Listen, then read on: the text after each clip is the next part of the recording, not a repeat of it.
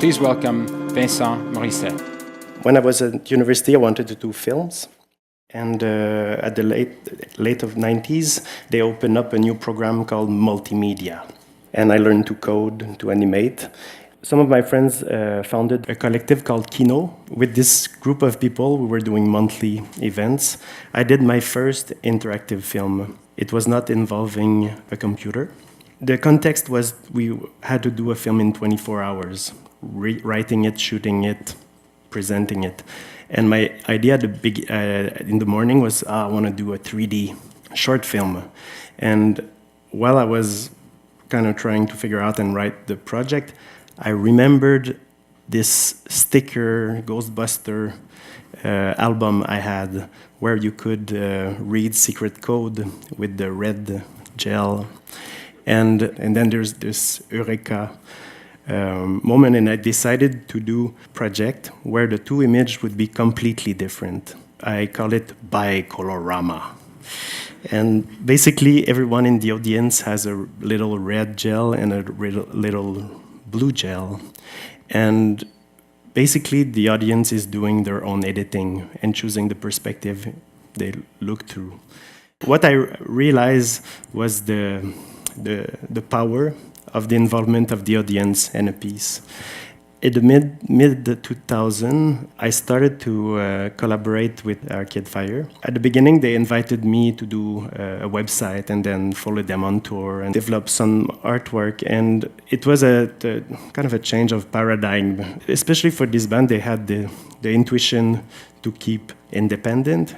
So it was really a dialogue between the band and us. The idea of developing visual and image and experience for them was a bit of a paradox, because it was a time where the artwork was lost. During Suburbs, we put a lot of energy on doing the artwork. We went to Houston, shoot, did tons of stuff, and we had this little shitty JPEG on the phone, and it was really depressing.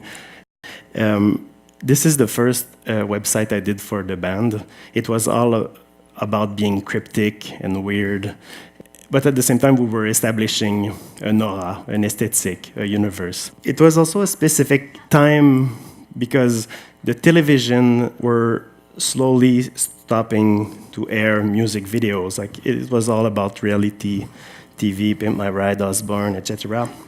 And at that specific time, the band, beside doing the website stuff, offered me to do a music video. I was torn a bit because of it's a lot of effort and energy and pressure. And at that time, YouTube was tiny window, pixelated, horrible. So as pragmatism, I decided to combine my knowledge of code, of programming, and mix it with like simple cinematography.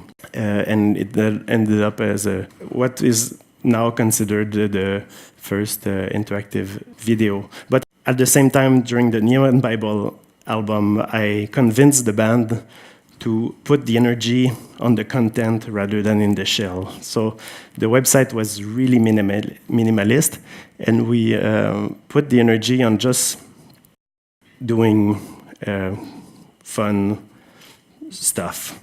Just being spontaneous and not having a big master plan of communicating or marketing. It was just having ideas and making them happen. So the band had a lot of ideas, and I was kind of distilling this. And the website was a place where I tried to make sense of all these things into something that felt coherent, I would say.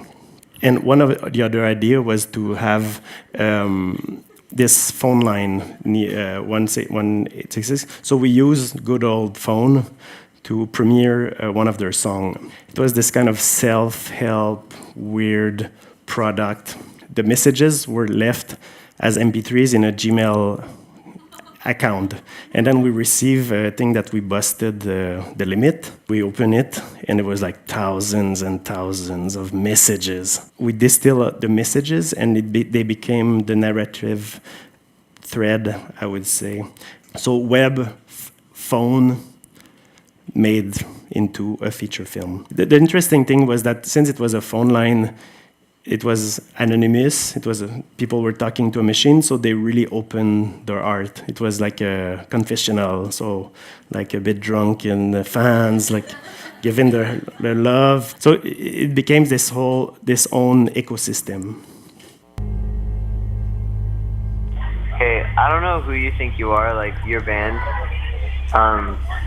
I don't know if you're trying to be like really cool and different with your new voice message thing, but I'm not buying it. I'll never listen to your music, ever.